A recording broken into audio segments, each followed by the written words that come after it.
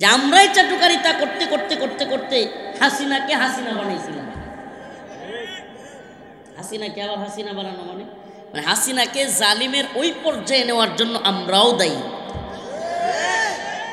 গতকালকেও বলেছি, আজকেও বলি। প্রথম বলেছিলাম কিশোরগঞ্জ আওয়ামী লীগ ক্ষমতায় থাকতে, এখন তো আওয়ামী লীগ ক্ষমতা নাই, এগুলো বললেও কিছু হইব না, মানুষ খুশি হয়। যখন হইতো তখনও কইছিলাম, যেই দেশের সেনা প্রধান চামচা, প্রধান বিচারপতি চামচা, বিচারপতিরা চামচা, দেশের প্রধান খতিব, প্রধান মসজিদের হাসিনার চামচা ছিল। আমাকে বলেন শাইখুল হাদিস, প্রধান বক্তা, প্রধান খতিব, প্রধান বিচারপতি, সেনা প্রধান, পুলিশের প্রধান, র্যাবের প্রধান, সব প্রধানরা যদি জি আপা, হেলো আপা, খাইছে না পা, বইছে না পা, শুইছে না পা, খালি আপা আপা, মানে সব কিছুতে আলেমদেরকে গ্রেফতার করতেছে। আমি কি করবো, এই আলেমরা বেশি বেড়ে গেছে। হ্যাঁ আপা আপা ঠিক করছেন, আপনি ঠিকই করছেন, এরা বেশি বেড়ে গেছিল, এই হুজুরগুলো বেশি বুঝে। আমাকে বলেন, যেই দেশে এত বেশি চামচা, এত বেশি তেলবাজি, এই দেশে হাসিনা প্রধানমন্ত্রী হবে না, প্রধানমন্ত্রী হযরত ওমর হবে? হ্যাঁ, তো এই দায়টা কার? ওই যে চায়ের স্টল থেকে যে চামচামিটার শুরু, তেলবাজিটা শুরু, সংসদে গিয়া এটা শেষ। এই জাতি যতদিন এই চামচামি আর তেলবাজি শেষ না করবে, ততদিন আমরা সফলতার দ্বারে কাছেও যেতে পারবো। কি আজীব সমস্যা আমাদের, কি আজীব সমস্যা।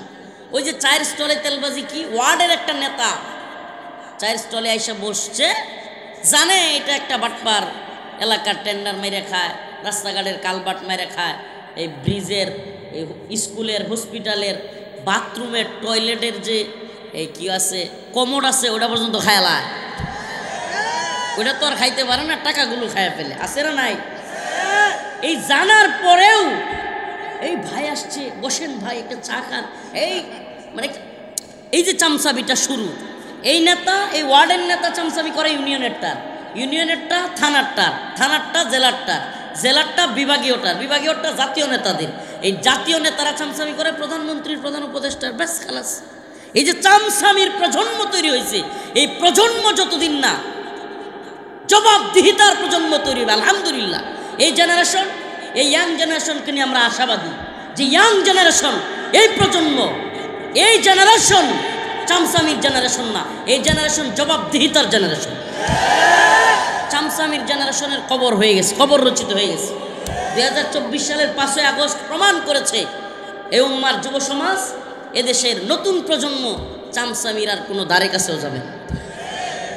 সুবহানাল্লাহ। হিন্দুত্ববাদী তাগুতি শক্তি ভারত আমাদেরকে হুমকি দমকি দেয়, বিশাল হুমকি দমকি। সুবহানাল্লাহ। আমি তো স্বপ্ন দেখি, সুবহানাল্লাহ। আল্লাহ রসুল যেহেতু বলেছেন, স্বপ্ন তো দেখাই যায়।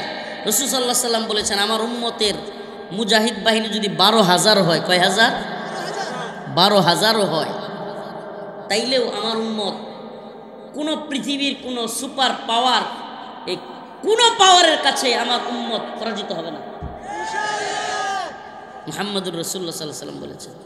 যে কথাটা বললাম, এটা দূর করতে হবে। এই যে চামচামি আর তেলবাজির সমাজ ব্যবস্থা, চাটুকারিতা সর্বনিম্ন থেকে সর্বোচ্চ পর্যায়ে। ভাই, আপনি যখন ভুলটা করেও আপনার আশপাশের সবাই বলবে আপনি ঠিক করছেন, হ্যাঁ আপা আপনি ঠিকই ছিলেন, ওরাই ভুল, আপনার নিজের স্বার্থে এইভাবে বলতে থাকবেন, তখন ওই মানুষটার ভালো হওয়ার সুযোগ থাকে না।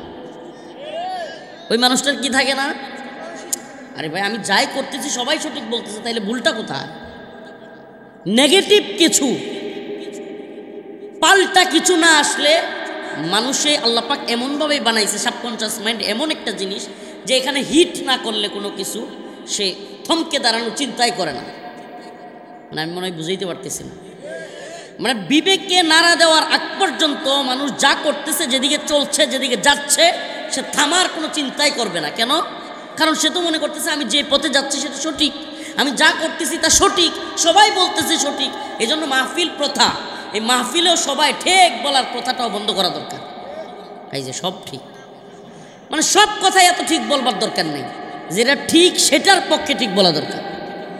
এই ঠিকটা আসে হলো গদবাঁধা চিন্তা থেকে, সব ঠিক। কিন্তু যখন অন্তর থেকে কারো ঠিক আসবে সেটাও বোঝা যাবে, হ্যাঁ অন্তর থেকে আসছে। এটা আপনার ইচ্ছা করে বলতে হবে না। প্রিয় ভাইরা আমার, বন্ধুগণ আমার, এই জন্য আমাদের এই অবস্থাটা পরিবর্তন করতে হলে আমাদের নৈতিক অবস্থান পরিবর্তন করতে হবে। লিমা তাকুলুনা মা লা তাফআলুন, ওই কথা কেন বলো যা নিজেই করো না। আল্লাহ পাক বলেন ইন্নাল্লাহা লা ইউগাইয়িরু মা বিকওমিন হাত্তা ইউগাইয়িরু মা বিআনফুসিহিম। আল্লাহ ততক্ষণ পর্যন্ত কোনো জাতিকে পরিবর্তন করেন না যতক্ষণ ওই জাতি নিজেরা পরিবর্তন হয় না এবং চেষ্টা করে না। সুবহানাল্লাহ, এটা কোরআনের আয়াত, আল্লাহ বলতেছে। তা আমরা নিজেরা চেষ্টা করতে হবে পরিবর্তনের। আলহামদুলিল্লাহ, আমাদের জেনারেশনের অনেকেই মুফতি, বক্তা, বুদ্ধিজীবী, কলামিস্ট, ছাত্র, শিক্ষক, এই দল ওই দল সবাই মিলে আমরা চাইছি আল্লাহ পাক জালেম হাসিনাকে আমাদের থেকে নিয়ে গেছেন না, আমাদেরকে তার থেকে রক্ষা করছেন তো। সুবহানাল্লাহ, এটা হলো আমরা চাইছি। আমি একটা প্রোগ্রামে বলছিলাম যে আগে পতন হবে মানুষের মনে। আগে পতন কোথায় হয়? মানুষের মনে। হ্যাঁ, এটা হলো মেন্টালি বা আপনার মানসিক পতন। মানুষের সকলের মধ্যে মানসিকভাবে এই ধারণা তৈরি হয়েছে যে তারে আর রাখা যায় না, অসম্ভব। এমনকি তার নিজ দলের লোকদেরও অনেকেই হাসফাস করতেছিল, আইরে কি হচ্ছেটা কি। এই জন্য ভাই, মানসিকভাবে আপনাকে যেন মানুষ ঘৃণা না করে। আমরা অনেকেই সবার সামনে খুব বড় আলেম, বড় নেতা, বড় লোক, বড় ভালো মানুষ, কিন্তু নিজে জানি আমি কে। আল্লাহ না করুক আমি যেন নিজের কাছে নিজে বাটপার না হই। বুঝেন নাই মনে হয়? মানে বিষয়টা হলো অনেকটা এরকম যে আরে আমি যে কত বড় বাটপার এটা তো জানতো মানুষ। আছে না এরকম কিছু লোক নিজে নিজে মনে মনে এটা কয়, কিন্তু মানুষের সামনে খুব একবারে সুফি, বুজুর্গ, দরবেশ, ভালো সাজবার চেষ্টা করো। প্রিয় ভাইরা আমার, বন্ধুরা, আমি এই জন্য প্রায় প্রোগ্রামে বলে থাকি আল্লাহর সাথে মুআমালাটা ক্লিয়ার রাখা। আল্লাহর সাথে মুআমালাটা ক্লিয়ার রাখা। আরে ভাই আপনি কি করতেছেন এটা আল্লাহর সাথে ক্লিয়ার রাখতে হবে, তাইলে না আপনি মুমিন। যে কথা বলতেছিলাম, قد أفلح المؤمنون الذين هم في صلاتهم خاشعون والذين هم عن اللغو معرضون।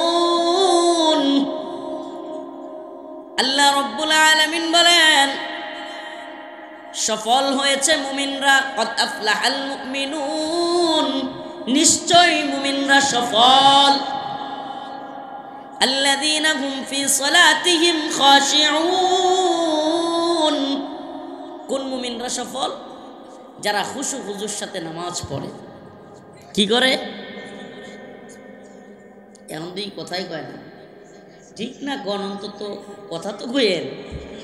যারা খুশু খুজুর সাথে নামাজ না, ঠিক বলা দরকার নেই যে এখন বলতেছি খুশু খুজুর সাথে নামাজ পড়ে, এটা তো বলুন। সুবহানাল্লাহ।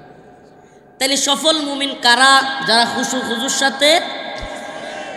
ব্যর্থ মুমিন কারা? যারা মদ খায়, গাঁজা খায়, ইয়াবা সেবন করে, দুর্নীতি করে, চাঁদাবাজি করে, অন্যের উপর জুলুম করে, এরা হলো ব্যর্থ। এরা দুনিয়ার বাহ্যিক জিন্দেগিতে যতই নিজেকে সফল মনে করুক, এর চাইতে বড় ব্যর্থ আর কেউ নেই।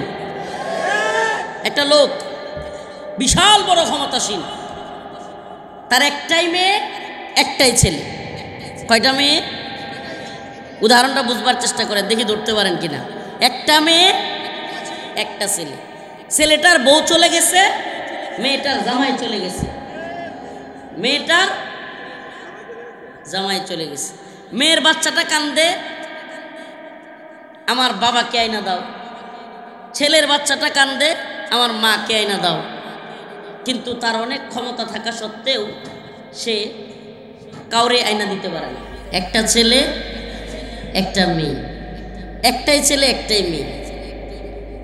ছেলেটার বউ চলে গেছে, মেয়েটার জামাই চলে গেছে। আচ্ছা, ওই লোক বিশাল শান্তিতে আছে। হ্যাঁ, কন্ত এটা কেটা? ওরে বাবা, সব দিমুখস্থ জানে। ক্ষমতায় থাকা সত্ত্বে ছেলের বউ নেই, মেয়ের জামাই নেই। কেমন সুখে ছিল? ও প্রিয় ভাইরা আমার, বন্ধুগণ আমার, আমি যে কথাটা বোঝানোর জন্য এক উদাহরণটা দিলাম যে আপনি এই পৃথিবীতে যশ খ্যাতির, ক্ষমতার, টাকা পয়সার সর্বোচ্চ আসনে পৌঁছাইতে পারবেন, কিন্তু আপনি শান্তি কিনতে পারবেন না। শান্তি কিনতে পারবেন? মানসিক শান্তি একটা বিরাট জিনিস। ওই মহিলা যার কিনা একটাই ছেলে একটাই মেয়ে, উভয়ের ছেলের বউ চলে যাওয়া, মেয়ের জামাই চলে যাওয়া, ক্ষমতায় থেকেও দেশের সব অশান্তি, আন্দোলন হইলেই তার অশান্তি, ঘুম নাই, খাওয়া নাই, এই পেরেশানি, অথচ আল্লাহি আল্লাহর কসম তার চাইতে অন্তরের প্রশান্তি আমাদের কারাগারে ছিল। কারাগারে তার চাইতে অন্তরের প্রশান্তি আমাদের ছিল। তাইলে আপনি কোটিপতি হতে পারবেন, আপনি ক্ষমতার মসনদের সর্বোচ্চ আসনে যেতে পারবেন, কিন্তু আল্লাহর পক্ষ থেকে যে শান্তি সেটা আপনি কিনতে পারবেন না। লক্ষ টাকা দিয়ে খাট কিনতে পারবেন, ঘুম কিনতে পারবেন। লক্ষ টাকা দিয়ে খাট কিনতে পারবেন, ঘুম কিনতে পারবেন? সুবহানাল্লাহ। লক্ষ টাকার চাকরি, গাড়ি বাড়ি, টাকা পয়সা, যশ খ্যাতি, সুন্দরী নারীকে বিয়ে করা, এগুলার কোনোটাই আপনার অন্তরকে প্রশান্ত করতে পারবে না। আপনার দুনিয়া এবং আখিরাত কোনোটারই মঙ্গল আনতে পারবে না। প্রিয় ভাইরা আমার, আল্লাহ রাব্বুল আলামিন বলেন এগুলার কোনোটাই মুমিনের সফলতা নয়। ফামান যুহজিহা আনিন নার ওয়া উদখিলাল জান্নাতা ফাকাদ ফাজ ওয়া মাল হায়াতুদ দুনিয়া ইল্লা মাতাউল গুরুর। আল্লাহ রাব্বুল আলামিন বলেন, ও লক্ষ টাকার চাকরিওয়ালা, বাড়িওয়ালা, গাড়িওয়ালা, সুন্দরী নারীর স্বামীরা, যশ খ্যাতি ক্ষমতার অধিকারীরা, এগুলা তোমাদের সফলতা নয়। আল্লাহর পক্ষ থেকে সুস্পষ্ট ঘোষণা হলো, যে ব্যক্তি জাহান্নামের আগুন থেকে মুক্তি পেল, ওয়া উদখিলাল জান্নাতা, এবং জান্নাতে প্রবেশ করলো, ফাকাদ ফাজ, সেই ব্যক্তি হলো সফল। জান্নাত চলে যেতে পারা, জাহান্নাম থেকে মুক্তি পাওয়া, এটা হলো মুমিনের সফলতা। আল্লাহ পাক সূরাতুল মুমিনুনের যে আয়াত পড়েছি সেখানে মুমিনদের কিছু সিফাত বর্ণনা করতেছেন, গুণাগুণ বর্ণনা করতেছেন। قد أفلح المؤمنون الذين هم في صلاتهم خاشعون। আল্লাহ পাক বলেন মুমিনরা সফল, কিন্তু সেই মুমিনরাই সফল যারা খুশু খুজুর সাথে নামাজ পড়ে। কি করে? খুশু খুজুর সাথে যারা নামাজ পড়ে তারা সফল। খুশু খুজুর সাথে দূরের কথা, আল্লাহ মাফ করুক, আমরা অনেকেই শীতের দিনে ফজরের নামাজই পড়ি না। কজুর ফজরের নামাজের কি খুঁজলন, কবে যে মসজিদে গিয়ে সিজদা দিছিলাম এটাই জানি না, এমনও লোক আছে। কবে মসজিদে গিয়ে আল্লাহকে সিজদা করেছি সেটাও ভুলে গেছি, নাউজুবিল্লাহ বলেন। প্রিয় ভাইরা আমার, বন্ধুগণ আমার, আল্লাহ রাব্বুল আলামিন আমাদেরকে ক্ষমা করুন। কোনো সেলিব্রিটি বক্তা, বড় কোনো ওয়াইজ, কোনো ভাইরাল আলোচক, এগুলো আপনাকে মুক্তি দিতে পারবে না, নাজাত দিতে পারবে না। প্রিয় ভাইরা আমার, আল্লাহর হুকুম, ফরজ বিধান যদি আপনি অমান্য করেন, ফরজ নামাজকে যদি আপনি ছেড়ে দেন, সারা রাত ওয়াজ শুনেও কোনো ফায়দা হবে না, কোনো ফায়দা নেই। তাইলে সফল মুমিন হইতে হলে কি কি কাজগুলো ছাড়তে হবে, কি কি ধরতে হবে, এটাই আজকের আলোচনা। এতক্ষণ কথা বলেছিলাম কি কি কাজ করা যাবে না। মুমিনরা টেন্ডারবাজি, চাঁদাবাজি, দুর্নীতি, সুদ, ঘুষ, অন্যের উপর জুলুম করা, এতক্ষণ যে আলোচনাগুলো করলাম এগুলো করা যাবে। কি কি করতে হবে? রাইসুল মুফাসসিরিন আব্দুল্লাহ ইবনে আব্বাস বলেন, বিনয়ের সাথে একাগ্র চিত্তে একমাত্র আল্লাহকে রাজি খুশি করবার জন্য, কাউকে রাজি খুশি না, আল্লাহকে রাজি খুশি করবার জন্য বিনয়ের সাথে একাগ্র চিত্তে তাকওয়াওয়ালা যেই নামাজ, ওইটাকেই বলে খুশু খুজু। এটারে কয় খুশু খুজু। দুনিয়ায় কাউরে খুশি করবার জন্য না, দুনিয়ায় কাউরে খুশি করবার জন্য। কুল ইন্না সালাতি ওয়া নুসুকি ওয়া মাহইয়ায়া ওয়া মামাতি লিল্লাহি রাব্বিল আলামিন। আল্লাহ রব্বুল আলামিন বলেন, নবী আপনি বলেন, আমার নামাজ, আমার কুরবানি, আমার হায়াত, আমার মৃত্যু কার জন্য? বলেন না কার জন্য? ওইভাবে যদি আল্লাহকে রাজি খুশি করবার জন্য সব কিছু উজাড় করে দিতে পারি, তবেই না আমি সফল মুমিন। সফল মুমিন।